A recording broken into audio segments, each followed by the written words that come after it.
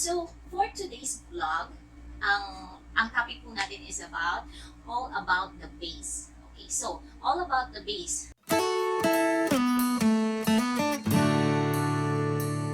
Hi! Welcome back to my channel, Hannah Mama's Vlogs.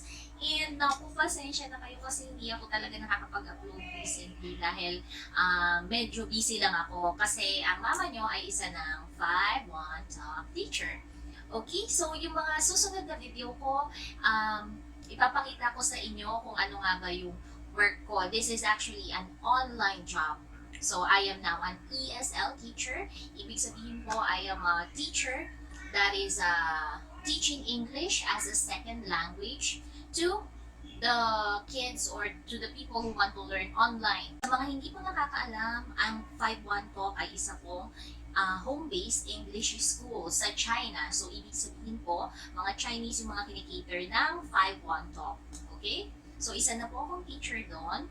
And kaya naman medyo busy ako recently kasi nga, may mga modules ako pinag-aaralan. It's like parang may mga teaching methods akong kailangang aralin and everything. Okay? So, pasensya na talaga kayo. But don't worry, as much as possible, kapag may time ako, mag-upload ako. Okay? Alright? So, for today's vlog, ang topic po natin is all about the base. Okay, so, all about the base. Ano nga bang ibig sabihin nito? Ang isi-share ko sa inyo ngayon is how to put the perfect base makeup. Okay, so ibig sabihin po ng base is yung foundation, yung concealer, yung correcting concealer, yung lahat ng mga bagay na dapat nyo malaman bago kayo maglagay ng makeup. Mahalaga po ang base makeup kasi parang pagpipaint yan, di ba? Bago ka mag-paint, dapat maganda yung canvas mo. So, yung mukha po natin is our canvas. So, bago natin lagyan ng kung ano-anong kulay yung mukha natin, dapat po maganda muna yung pagkakalagay mo ng foundation.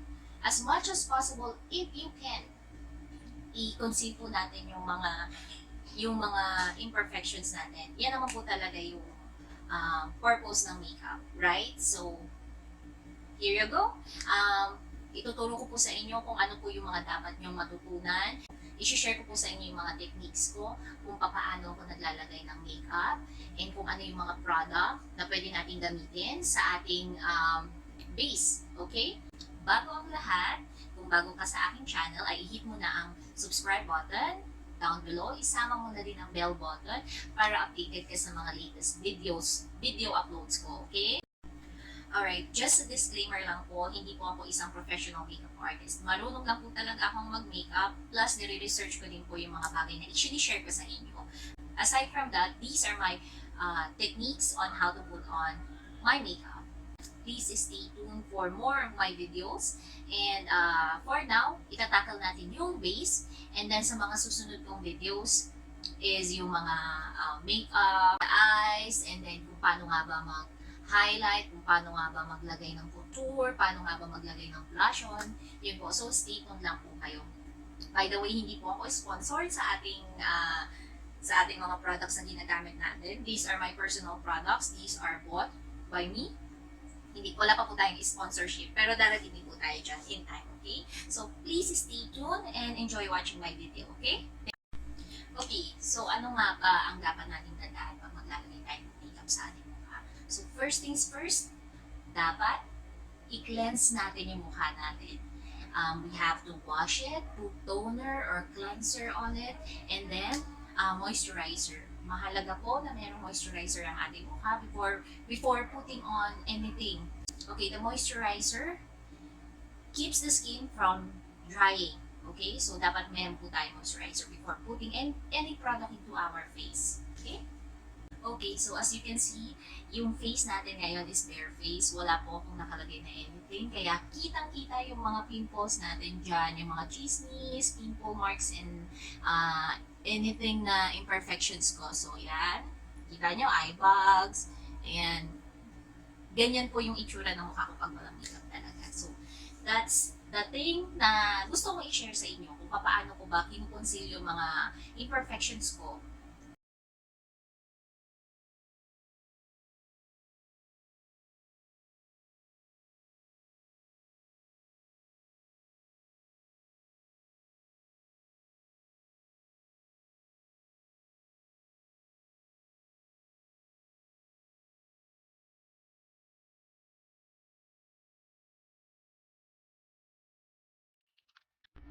Okay, after moisturizer, the next thing that I wanna put is the primer. So, meron po tayong four kinds of primer.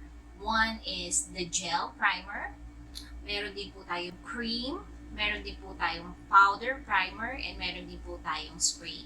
So, these four types of primer, it depends po sa inyo kung ano po yung mas gusto nyo or mas prefer nyo gamitin. Okay? Primer helps our makeup last long para mas maganda, mas matagal yung kapit ng makeup sa mukha natin. At saka yung primer kasi, it creates a good, smooth canvas into our face. Okay?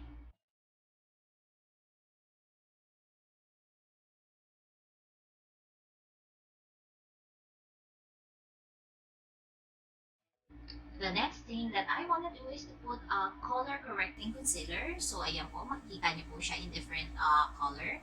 So, the green neutralizes the red.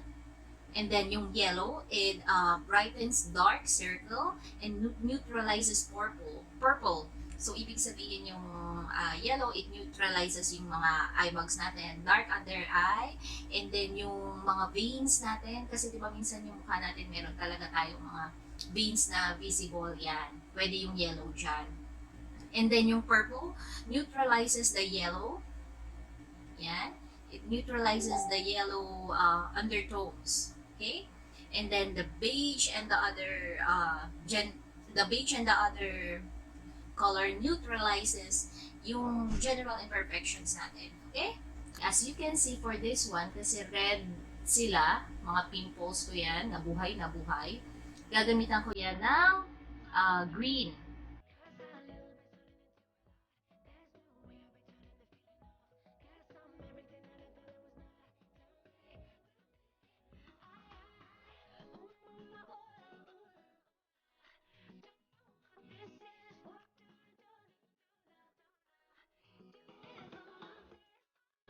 Mga dark spots ko, yung mga ano ko, mga pimple marks, so yan.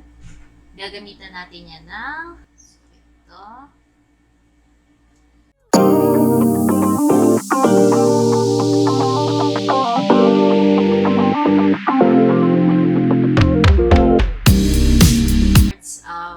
I-dab-dab lang natin siya. I-press natin yung product sa kanya.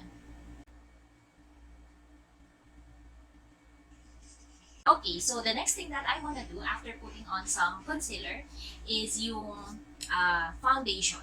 Okay, paano nga ba natin malalaman yung perfect color ng foundation para sa atin? Meron akong different kinds of foundation dito and each one has different shades. So gusto ko lang ipakita sa inyo kung paano nga ba pumili ng tamang kulay para sa inyong mukha.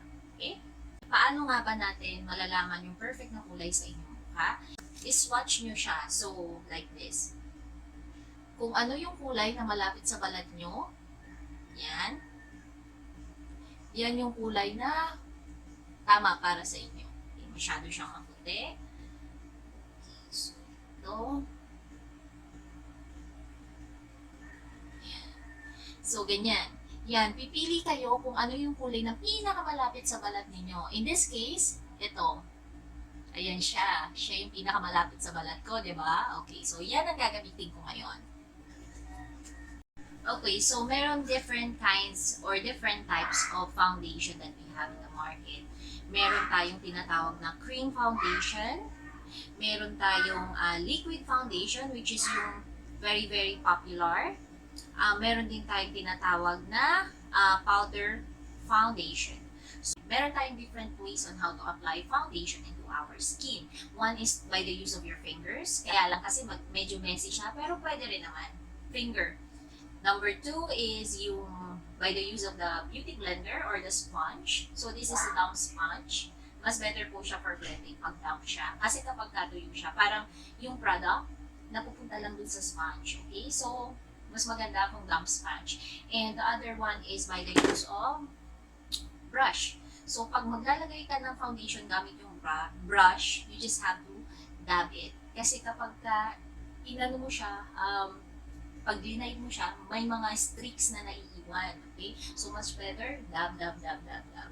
Okay? As much as possible, lahat ng lahat ng product na nilalagay natin sa face is dinadam lang natin. Kasi kapag swipe natin siya, parang nagiiwan siya ng mapa sa balat natin.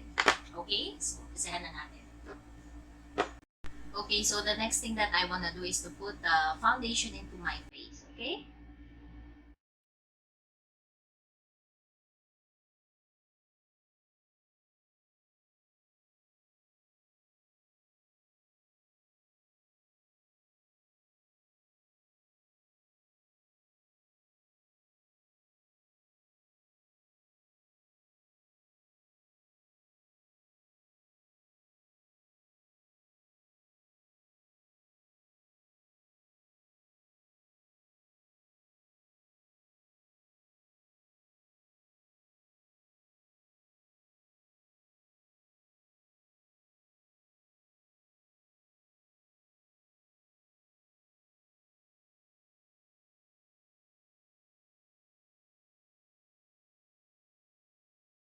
After the foundation, the next thing that I wanna do is to put on some concealer. Okay, bakit kanina may concealer na tayo na nilagay, tapos magko-concealer ulit tayo ngayon? Kasi yung kanina na nilagay natin is to correct yung color, yung mga discoloration natin sa mukha. Ngayon, yung concealer na ilalagay natin is to serve as parang pang-highlight and pang-conceal na rin ng mga under eye natin. Ganyan. Okay? So, I'll be putting some concealer.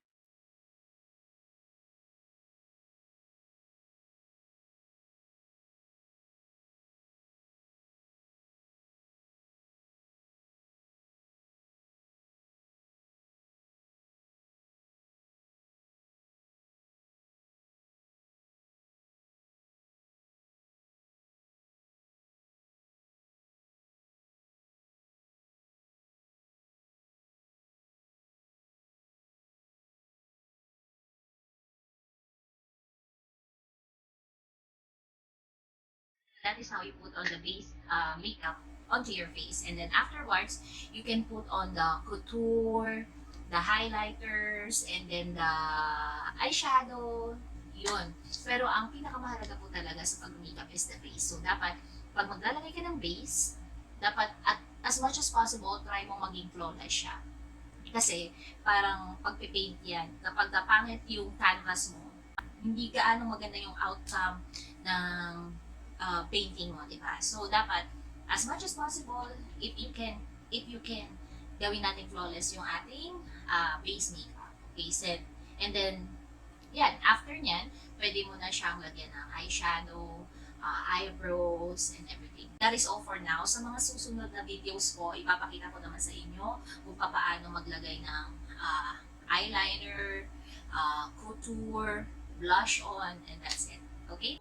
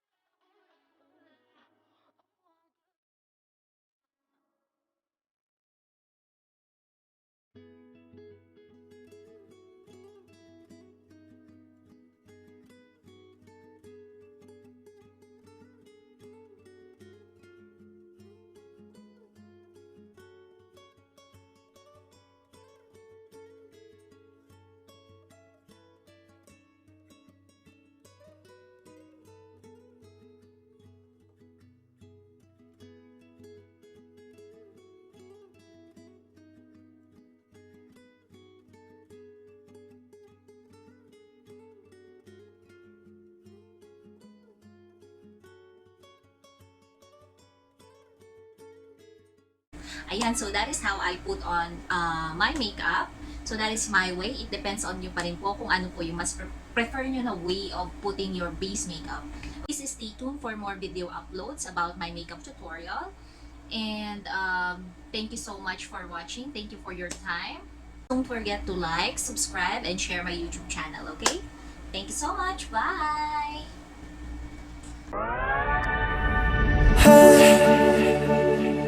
Beautiful, beautiful, beautiful, beautiful angel.